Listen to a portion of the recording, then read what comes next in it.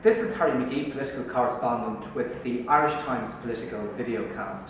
The big dominant topic of politics for the past month has been the imminent budget. There have been more leaks than a scuttled boat in the past fortnight, and we seem to have found most of the details about what's going to be cut and what new taxes are going to be imposed.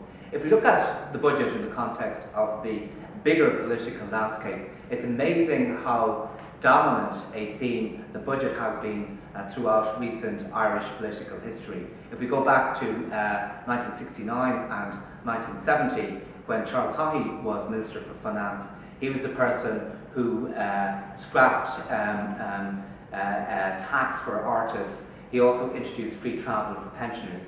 And when his stock had fallen and when his reputation had become sullied, he was still remembered as the Minister for Finance who had brought in those innovations. Indeed, for many years he was also remembered as the Minister for Finance who had last balanced the books. If we move forward to the 1970s, in the period after 1973, we looked at a long period of austerity, and Richie Ryan, who was Minister for Finance, was parodied by Hall's Victorian Weekly as the Minister for Misery, and the budgets from those years were associated with austerity, with financial straitjacket on the country, and with the sorry lot in which the country found itself. And that theme continued into the 1980s after a brief interlude in the late 1970s. The budgets of 1981 and 1982 were particularly noteworthy.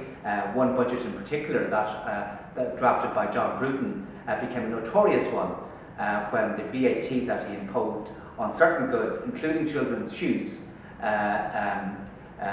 left an independent socialist, Jim Kemmy, to leave the government, and the government collapsed as a result of that budget.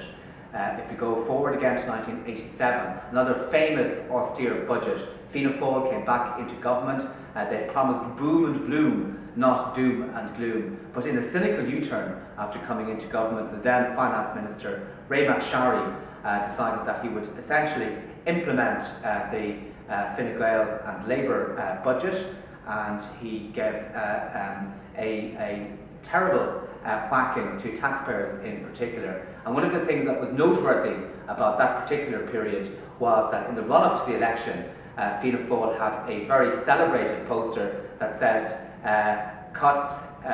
health cuts affect the old, the sick and the handicapped. And one of the first things that Fianna Fáil did when they returned to office was indeed to effect those self-same health cuts.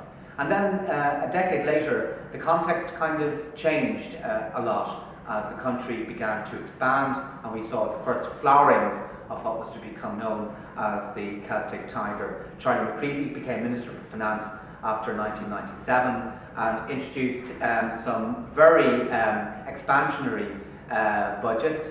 He brought in some new ideas, including tax individualisation, which was very controversial at the time, but he also greatly extended the tax breaks that were given to property developers in subsequent budgets, and that was something that came back to haunt us in later years. In addition to that, he began at a later stage to incrementally increase child benefit to a stage where once €1 billion was paid out in child benefit each year. 10 years later, the amount that was being paid out by the state was €2 billion.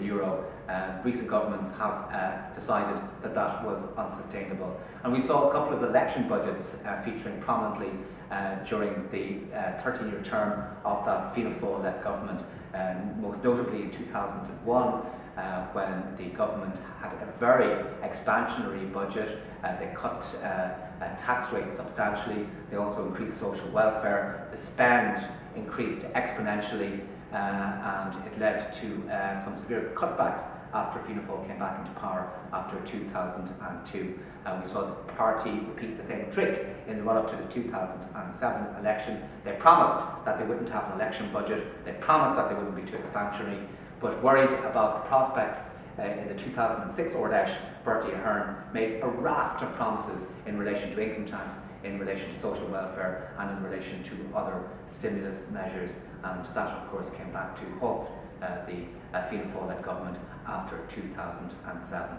Since 2008, of course, austerity has been the name of the game, and the most noteworthy budgets there have been, in fact, every budget that we've had since 2008. The first was one that was brought forward unusually in October 2008, and of course what everybody remembers about that was the decision, the disastrous decision to abolish medical cards for over 70s, and that really rebounded very badly on the government. But since then we've seen some extraordinarily austere and punitive budgets, capped off with last year when €6 billion was taken out of the state kitty, as it were. €6 billion worth of adjustments. That was over 10% of all government spendings. We're going to see the same pattern being repeated next week when an adjustment of €3.8 billion takes place.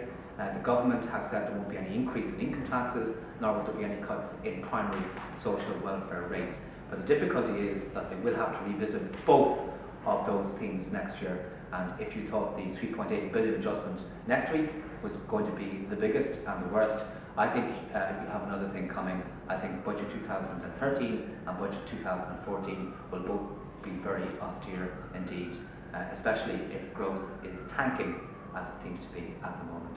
This is Harry McGee, political correspondent. If you want to read more politics on the Irish Times, please visit our website, www.irishtimes.com.